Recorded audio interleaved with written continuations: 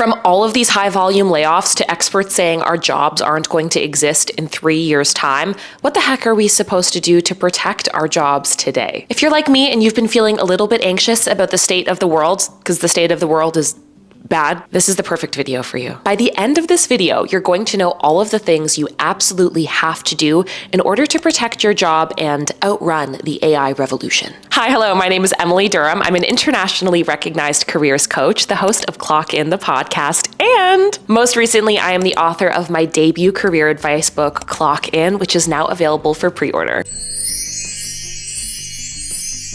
I think it goes without saying that for many of us, our relationship to AI is incredibly complicated. I am genuinely concerned about AI's very real impact on the environment, on the creative arts industries, and the overall ethics of having platforms like this. And on the other and entirely contrary hand, I feel a sense of obligation to talk about it, because this isn't a matter of if the AI revolution is going to happen. The AI revolution is already here. And if we choose to totally boycott AI and not use it at work specifically, the reality is our jobs are going to be impacted and we're going to be left behind. I've spoken to employers firsthand. One of the core skills they're looking for right now are people who know how to work with AI. So as much as I want to sit here and say we shouldn't be using this, it's bad for the environment, it's ethically questionable, I can't.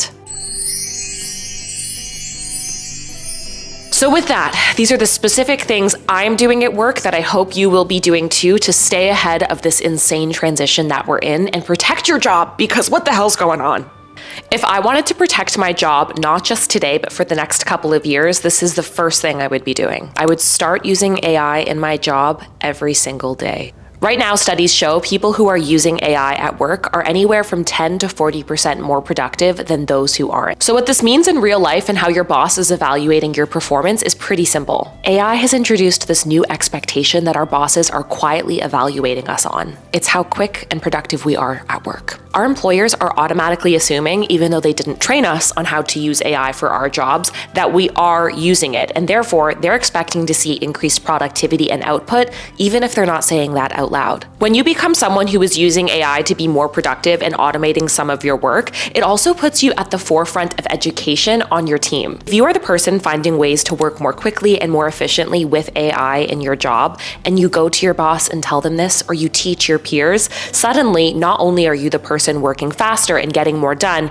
you are now at the forefront of innovation. And that is a really unique opportunity we have right now. So if you're new to AI or not sure how you should be using it in your job, these are some of the easiest ways to integrate it today. First of all, think of the most tedious, boring tasks that you have. Maybe that's organizing your emails, drafting some responses. Think of all of the admin stuff that just takes you a long time. Go into your company's AI platform of choice and ask if it can help you. For example, if your company uses Microsoft products and you've got Microsoft 365 Copilot, your Copilot AI tool is actually able to pull from all of your Word documents, your emails, your PowerPoints. When you ask it, hey, what is the highest priority item for me to work on right now? It's pulling from all of the documentation on your computer without you even having to ask for it. To be honest, you also don't want to be the person who's clearly using AI to write all of your emails and messages. It reads really strange. And the best hack in the world is just ask your AI tool how it can help you in your job. It's that simple, and usually it can give you some great ideas. Effective immediately, you need to stop presenting information and start presenting ideas. PwC recently came out with a study that I thought was fascinating, and it backed up some of the hunches that I had in speaking with top employers. Obviously, companies are looking for people who know how to work with AI, but one of the other and arguably most important skills that they're looking for right now is judgment and decision making. What's one thing that AI can't really do perfectly? Well, it's decision making. AI only makes decisions based off of data, but data is not the only thing that matters. I actually left an AI conference a couple of weeks ago after speaking to a few top employers, and their biggest pain point right now is that they really want to find people who are expert decision makers and have great judgment, so that they know when to push back on AI tools. If your job right now is just presenting data or presenting information, that's stuff that, if it isn't already, very soon will be replaced by AI. So the next time you're speaking to your boss, instead of presenting some findings or a problem you found, present a solution, present your unique opinion. I think what a lot of people forget about AI as well is that AI is designed to give you the best possible answer based on what's already available. So you're not going to get a unique, never been done before perspective, idea, or strong opinion from AI. AI is designed to give you the average. And if everyone's average, then what's good? Whether it's a presentation or sending work to your boss or to your peers, make sure you have at least one sentence that shares your unique opinion or recommendation. That's what's going to help protect your job, because if your boss sees you as just a doer, eventually that work is going to be replaced by AI. This one might be scary, but I promise it's not, okay? So just stay with me. Treat your job like it expires every 3 years. Skills that we learn now have a 2.5 to about a 3-year shelf life, and that's based off of an IBM study. Basically, something I learned 3 years ago today is really not that relevant. It's not to say that you shouldn't be learning and that it's a waste of time. That's actually the total opposite. But with how quickly industries are evolving and the evolution of technology, yeah, stuff is changing really quickly. But with this data coming out, what companies are focusing on are people who can learn and reprioritize their learning really, really quickly. To be honest, taking 6 months to learn a new software or a new concept just isn't going to cut it anymore. Companies are going to prioritize people who are showing that they learn really quickly, because that's what the industry is going to need. A new technology comes out, a new expectation is set, and within weeks, we need to be up and running and ready to go. What this means for you is not that scary and daunting. All it means is you need to spend about 40 minutes a week. That's it. Upskilling on something that you know is important for your work. So pick something that you know is very relevant in the industry that you work in and continue to take an online course or do research on YouTube to see what's trending. If you do a little bit of this every single week, you're always going to be ahead of the curve. In an era of WALL-E style robots, the one thing that is going to really set people apart from the rest is their ability to captivate with great communication. Perfectly written emails, beautiful PowerPoints, all of that is like table stakes in the era of AI. But you know what robots cannot currently replace? A really good conversation. Networking that leads you to your next opportunity.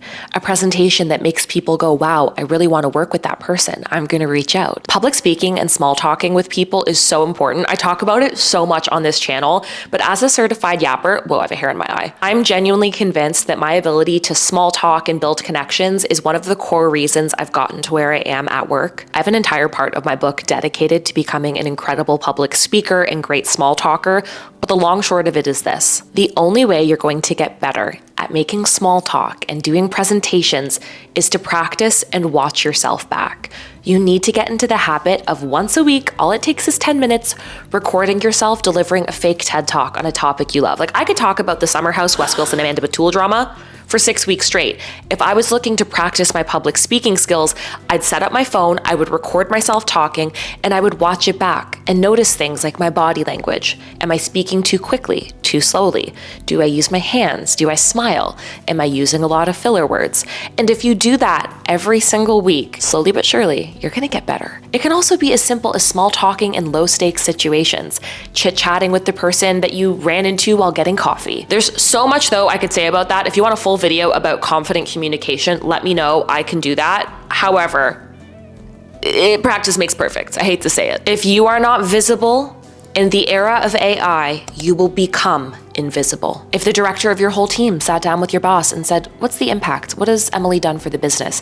And your boss wouldn't know how to answer, that is a problem. As technology starts to deliver more outcomes and outputs for companies, determining what credit should go to AI and what credit should go to people is going to get increasingly more difficult. And while these bullshit companies continue to lay us off to replace us with AI, which by the way is total BS, I'll roll the clip here. So they laid off everyone to replace them with AI, or at least that's what they told us.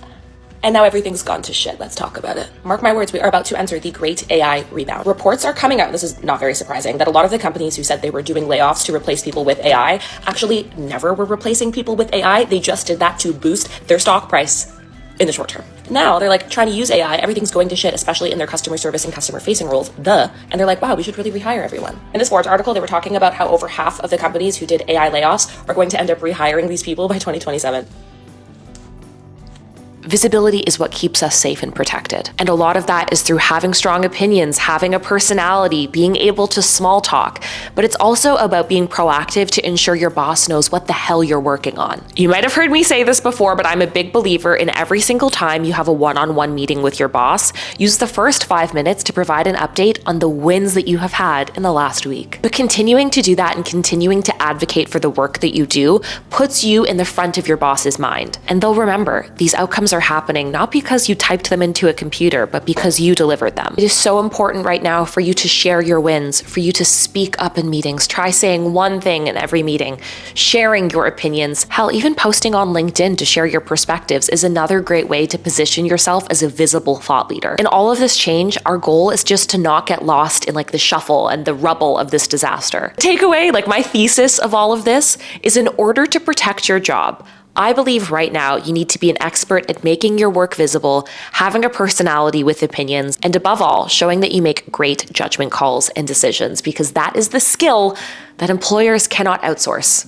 At least not yet. And if we hit the point where that is possible, mommy, I'm gonna be scared. I genuinely hope that this video was helpful. I so appreciate you, and I really hope that it provided you a little bit of a roadmap. I personally find these conversations can feel overwhelming, but knowing that some things are in your control is all you need to make sure that you're taking it one day at a time, because we're gonna be fine, okay? If you have any questions, things I can help with, please feel free to let me know in the comments down below. And again, if you're interested in getting nonstop amazing career advice, it is just like the best thing I've ever done. I'm so proud of it. My book is currently available for pre-order. And side note, pre-orders help so much. They determine if I get on bestsellers list, if there's book signings, like it's a whole thing. So if you're keen to purchase, now's an incredible time, and I appreciate you so much for being here. I will talk to you in the next one.